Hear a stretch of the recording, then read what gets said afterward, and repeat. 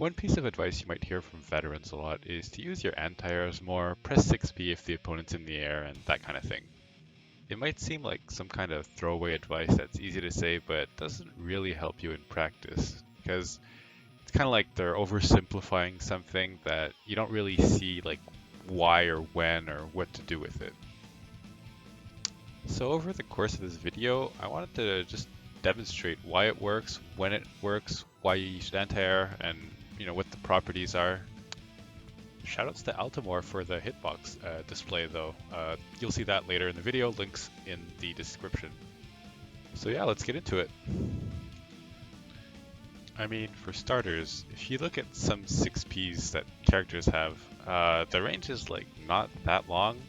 And if you compare that to some of the jump buttons that some characters have, it seems like a really bad idea to try and use those attacks to challenge them. Like, there's no way they'll reach, right? So then, in this clip here where Mei is whiffing a jump heavy, why is Kai's 6P reaching it? Well, the first part is the hurtbox or lack of hurtbox on Kai's 6P, and then the other part is the extended hurtbox on Mei's jump heavy. Let's take a look. Let's start by looking at Kai's 6P. In this example, the green or blue is the hurt box, the yellow is the collision or throw box, and the red will be the hit box. Now it might be a bit hard to notice it at this speed, so let's slow it down even more and see if you can notice when the hurt box disappears from the upper body.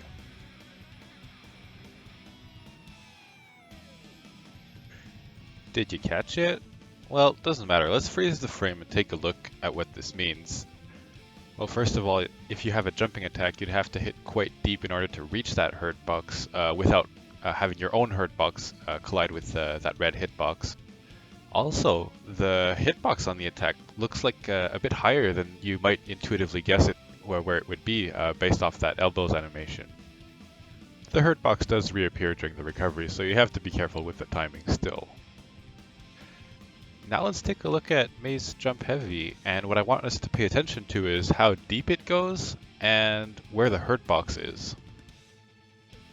So despite the animation, it seems like the hitbox is only during the rising portion of the anchor, and I mean it still does go quite deep depending on how she falls, but you can notice that there is an extended hurt box that goes beyond the actual hitbox during the full duration of the move.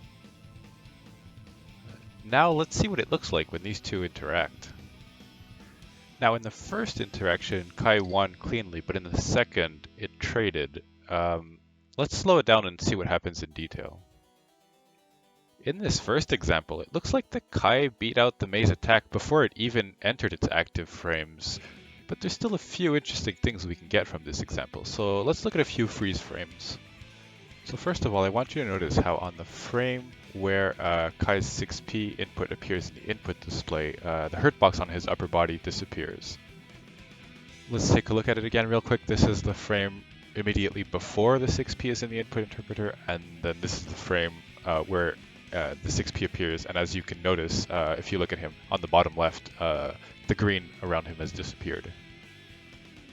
And the other thing I just wanted to clarify was that if you look at the frame immediately before impact, you can see that Mei's attack hasn't finished starting up. It's not ready to hit Kai, but once Kai's attack comes out, it's too late for Mei. Alright, well that's enough for this example. Let's see what happens in the other case where they trade it.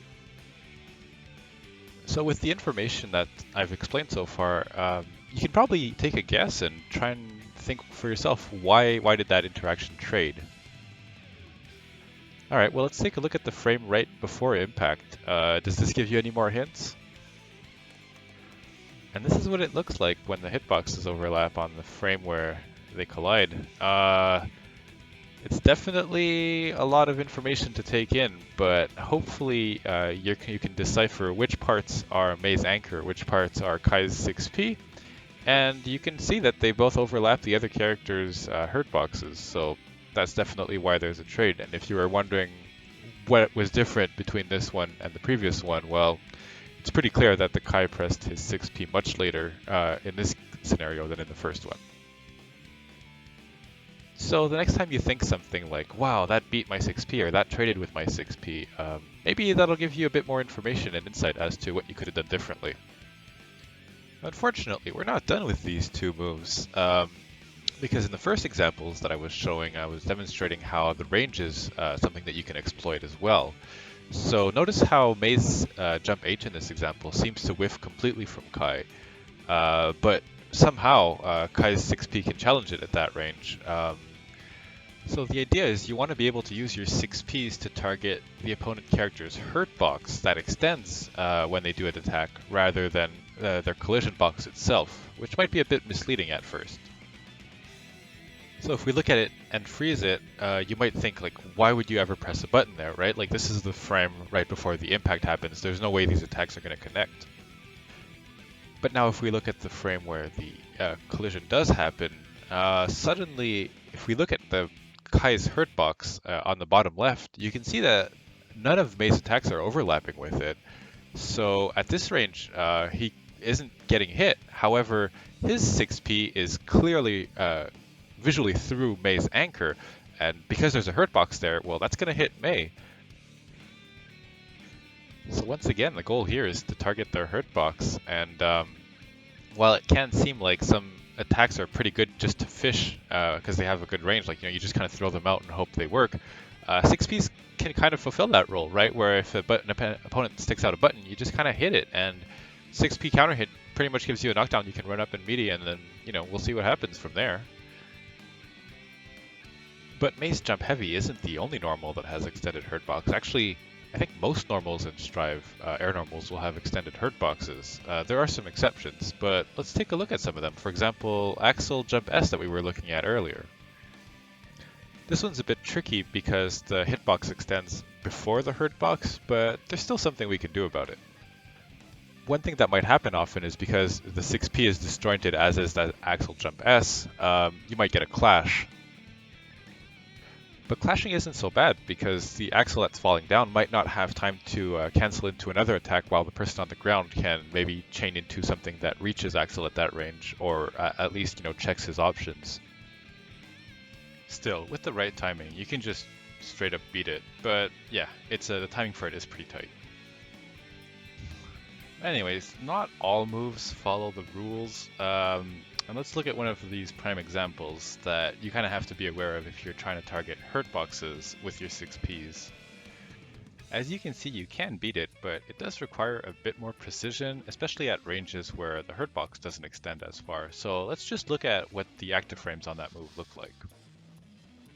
So as you can see, the hurt box just doesn't extend the whole length of the sword. It kind of stops a bit after the hands. So that at least gives you somewhat of a clear visual on what you can hit or target, but it's still a hard one to deal with. Alright, so let's look at these attempts where I try to 6p it and fail and see what happens. So in the first one, I'm 6ping too early, and so as you can see, the 6p just doesn't connect with Ramlethal's extended hurt box. And once the 6p recovers and Ino's hurt box grows back to its normal size, then Ramlethal can hit it. In this next example, we're going to 6p too late, and what that means is that the hurt box on Ino disappears in time to make the Ramlethal Jump S whiff, but then Ramlethal just lands before she can fall into a hitbox of sorts, and then that kind of shrinks back her hurt box to her normal standing hurt box, at which point she can act before Ino because Ino is still in her 6p recovery. And finally, let's look at what a successful attempt looks like, which is to say that you are able to time your 6p so that the hitbox correctly intersects with Ramlethal's hurtbox. It's doable, but it's a bit tight at this specific range. Of course, if you're closer, it becomes much easier, and if you're farther, well, it's straight up impossible. Once again, for the most part, outside of a few exceptions, like the ones shown, you can expect that hurt boxes extend beyond hitboxes on the majority of air normals. But now you might be wondering, well, if I press 6p and they do something else, what happens? For example, what if they double jump? Well, generally you recover in time to block if you 6p, and most of the time you probably recover in time to 6p again, their next option. Well, alright then, well, what if they air dash? Can I recover in time for that? And Generally, yes. There are some options that make it a bit different, but in general, times you can block after the air dash. In fact, sometimes you recover fast enough that you can 5p their cross up. You know, if they're not doing an attack that instantly hits you after they cross you up. Of course, this is something that you have to be comfortable to try to challenge. So one thing you can do if you want to practice that is you can set one recording slot to doing the air dash and then another one to simply doing like a neutral jump heavy. And then from that, you set the random pattern between the two and you try and get comfortable with it. You try and see, you know, if I'm anti-airing at this timing, do I have time to recover and counter their option on the other side? After a bit of practice, who knows, maybe you'll get more comfortable with your 6p timings and also what to do after they whiff. Now, of course, if you are targeting a hurt box and they don't throw out the attack at all, and they simply land and try and whiff punish you with a button, that is a risk. However, the risk isn't that high if they don't have meter to convert their options, because generally far pokes don't lead to huge damage or knockdowns. Now, what if you mess up your timing? Let's say that you hit your 6p too early. You know, what's the risk? Well, if they hit you with a button at that range, there's not generally much they can do if they don't have meter once again. Because they're hitting you from so far, they don't necessarily have an attack that even connects at that range. And what if you do it too late? Well, since you are shrinking your hurt box, the jump-in attack might whiff. They can still whiff punish you on landing, but once again, at that range, they don't always have something that connects. And I mean, if you do it way too late, well, you're just gonna maybe hit their far slash. Oh, wait, why does that work? Now this is a topic for a whole other video on 6Ps in ground-to-ground situations, but just a real quick overview. Basically, 6Ps will lose to 2S generally, but they'll beat far slashes generally. And far slashes tend to have more range than 2S, so that kind of creates some sort of a rock, paper, scissors situation on the ground-to-ground game. Alright, well that was a lot of information. I hope that so far what you've picked up is that you can use 6Ps as pretty reliable anti-airs, but also you can use them to catch extended hurt boxes on your opponent's attacks.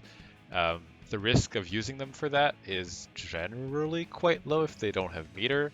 So you can just kind of throw them out there and get comfortable with not only their range, but also your opponent's hurt boxes and the recovery of your move to see if you can, you know, do something after you've recovered. I had more footage and I was planning to put a bit more into this video, but it seems like this might be enough for now. So in the next video, we'll look at what are options that your opponent can use to bait 6Ps, punish them, and how meter can affect everything.